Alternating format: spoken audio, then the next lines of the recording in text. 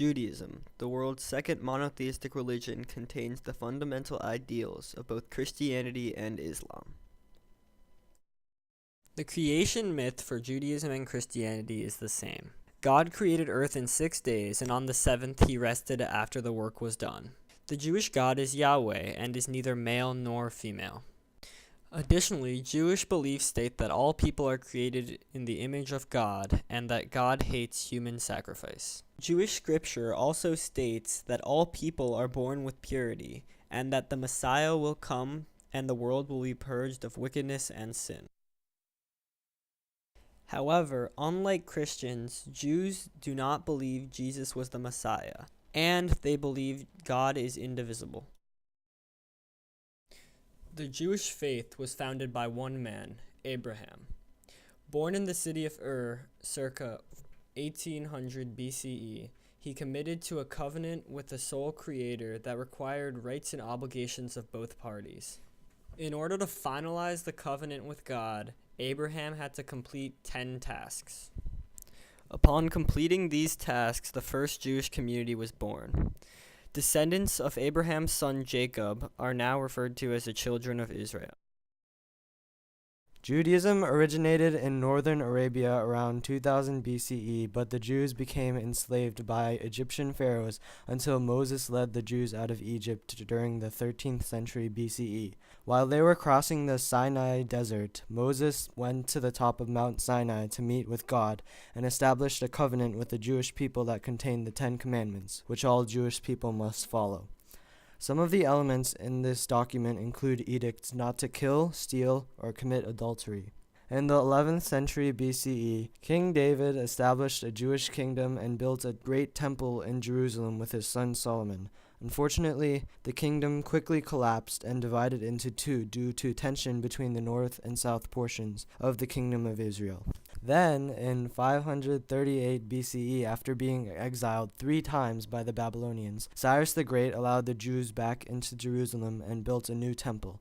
After being conquered by Alexander the Great in 332 BCE and later the Romans in 63 BCE, the Jews revolted in 66 CE against Rome but were defeated. As a result, Jerusalem was destroyed and the Jews were exiled from Palestine and scattered throughout the Mediterranean lands. More recently, in the 20th century during World War II, Hitler executed over 6 million Jews, a terrible event referred to as the Holocaust. An influential Jewish scholar during the Middle Ages named Rambam devised 13 principles of Jewish faith.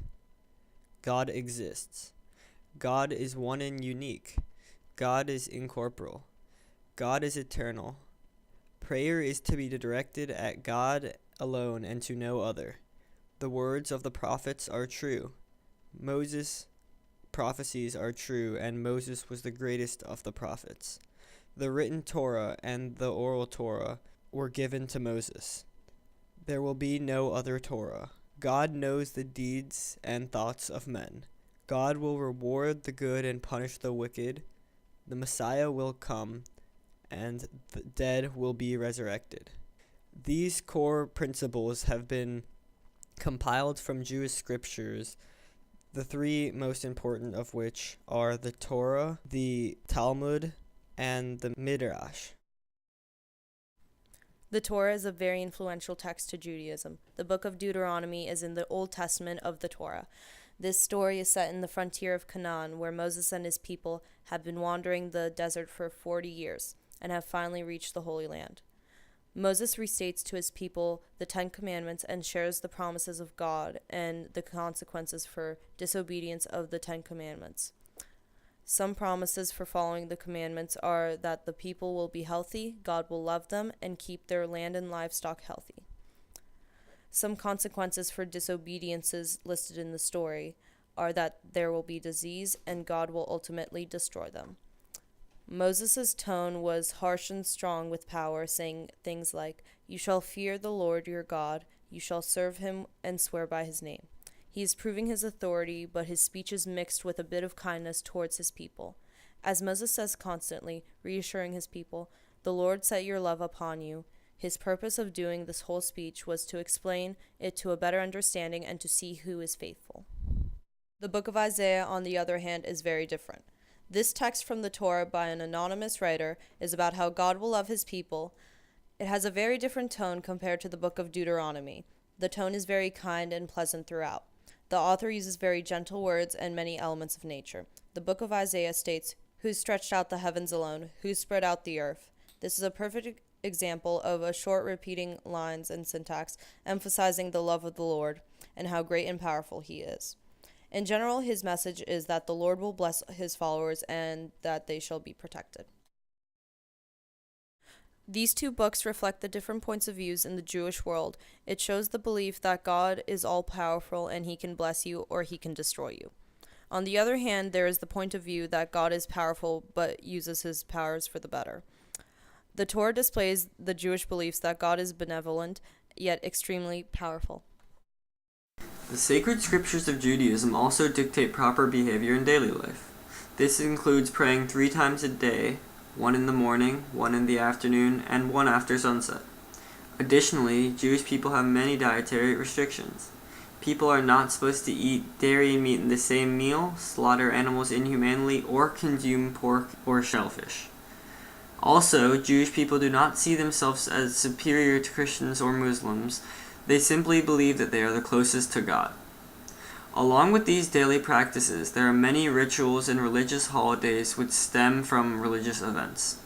Every Sunday is the Sabbath, in which there is to be no work and prayers are held at the synagogue.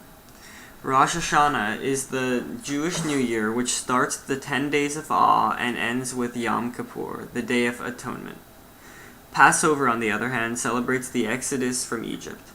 Furthermore, the most commonly known holiday is Hanukkah, which commemorates the rededication of Jerusalem after victory over the Greeks. Still, many group prayers are held each week without any special occasion.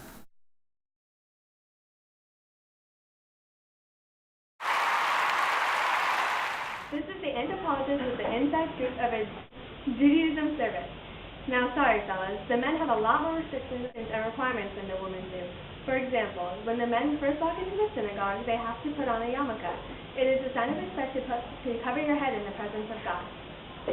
Another way that the men show respect to God is through a prayer, is through a tefillin. A tefillin is rubber wrapped tightly around your arm that leads to a box on your forehead. And now the box is never open, but inside it has God's prayer written in Hebrew. A tefillin is to show that God is leaving a mark on your arm and your forehead. Another thing that men have to do when they walk into the synagogue is grab a prayer shawl. A prayer shawl is a shawl with a prayer written on it, and before they can put it on, they have to read the prayer and kiss it. And did you know that in Judaism it's a sign of disrespect to not read the prayer when you recite it? So memorization, not so good in this case. And now during the service, the prayers are read from right to left instead of left to right.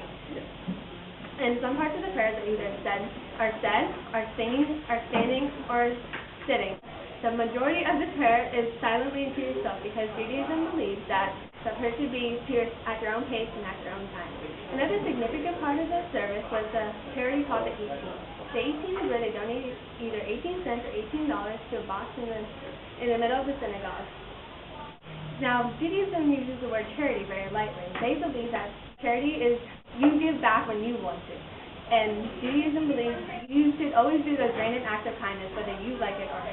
And one significant point that separates Judaism from the rest of the religions is that the rabbi is as close to God as to everyone else, as opposed to other religions where the congregation leader is as close to God. It's closest to God. This is the anthropologist leading with the inside scoop.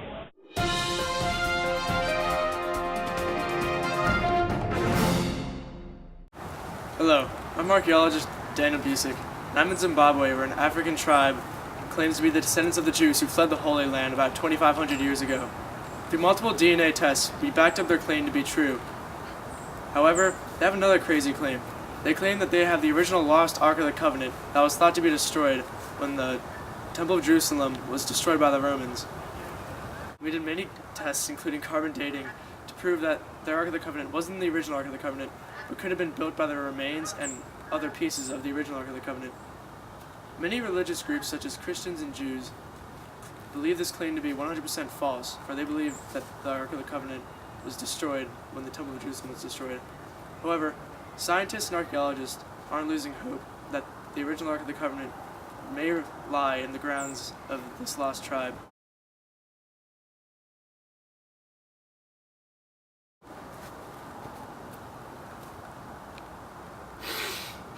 Smells like ark.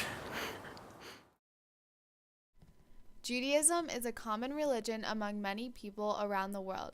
It was the world's second monotheistic religion and was the basis for Christianity and Islam. Today, Judaism is an extremely popular religion and has ties to many societies throughout the world. The lasting impact of Jewish history and traditions will continue to influence religious and political movements.